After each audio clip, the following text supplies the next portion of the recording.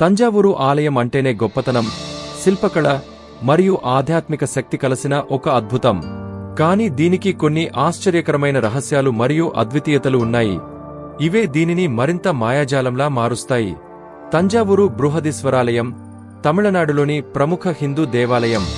అనేక రహస్యాలు, అద్భుత నిర్మాణ శాస్త్రం మరియు ఆధ్యాత్మిక గాథలతో నిండి ఉంది. తంజావూరు బృహదీశ్వర ఆలయం అనేది దక్షిణ భారతదేశపు మహత్తరమైన ఆధ్యాత్మిక, శిల్పకళా కట్టడాలలో ఒకటి. ఇది చోళ వంశాధిపతి రాజరాజ చోళుడు నిర్మించిన గొప్ప శివాలయం. కానీ ఈ ఆలయం గురించి కొన్ని అద్భుతమైన రహస్యాలు మరియు శాస్త్రాలకు మించి ఉన్న విశేషాలు ఉన్నాయి. ఇక్కడ ఉన్న ఆశ్చర్యకరమైన రహస్యాలు. గోపురంపై నీడ పడదు.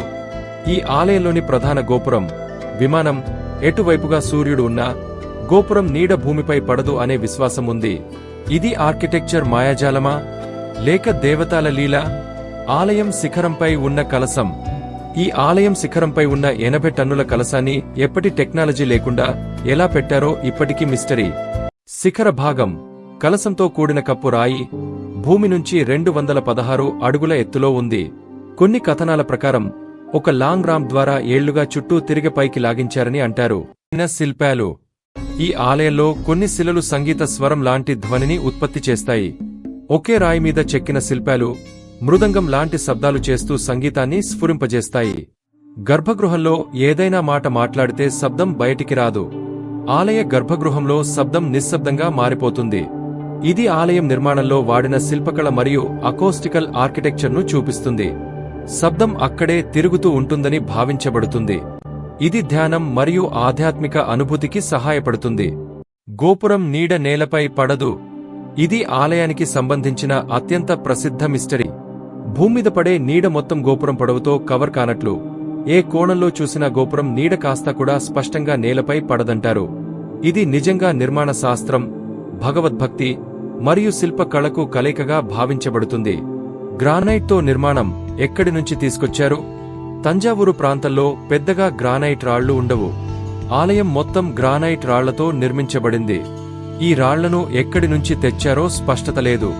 అప్పుడు ట్రాన్స్పోర్ట్ సదుపాయాలు లేకపోయిన సమయంలో ఆ రాళ్లు ఎక్కడి నుంచి ఎలా తీసుకువచ్చారు అనేది ఒక చరిత్రాత్మక మిస్టరీ. ఆ కాలంలో ఈ ఆలయం ఎంత శ్రమతో, పరికరాల్లేకుండా కట్టారో అనేది చరిత్రకు ప్రశ్నే. చోళుల అద్భుత నిర్మాణ శైలికి గవాక్షం. రాత్రిపూట చంద్రుని కిరణాలు శివలింగంపై పడేలా దారులను రూపొందించడం అనేది అత్యంత ఖచ్చితమైన కలికితురాయి నిర్మాణానికి ఉదాహరణ.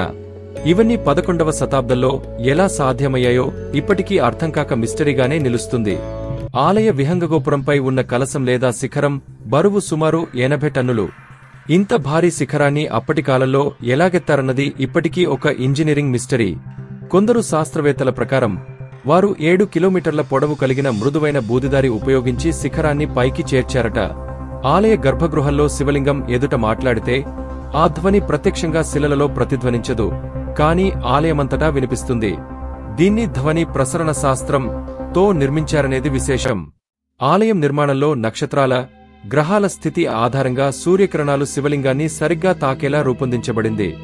ఏప్రిల్ 14 చైత్రశుద్ధ పాడిమి, తమిళ నూతన సంవత్సరాది రోజు సూర్యుడు లింగాన్ని ప్రత్యక్షంగా తాకేలా అద్భుతమైన ఆర్కిటెక్చర్ మిరాకిల్ ఉంది. రంగుల చిత్రాలు. ఆలయంలో కొన్ని గుప్త గదులు ఉన్నాయి. ఇవి ఇప్పటికీ మూసివేయబడి ఉన్నాయి. ఈ గదుల్లో పురాతన చిత్రకళలు, గ్రంథాలు లేదా రహస్య ఖజానాలు ఉండవచ్చని అంటారు, కాని వాటిని పూర్తిగా అన్వేషించలేదు. రాజరాజ చోళుని ఆధ్యాత్మిక సంకల్పం. బృహదీశ్వర ఆలయాన్ని రాజరాజ చోళుడు తన నామాన్ని కూడా లేకుండా నిర్మించాడు. అంటే ఆ ఆలయంలో ఎక్కడా రాజరాజ చోళుడు అని రాయలేదు.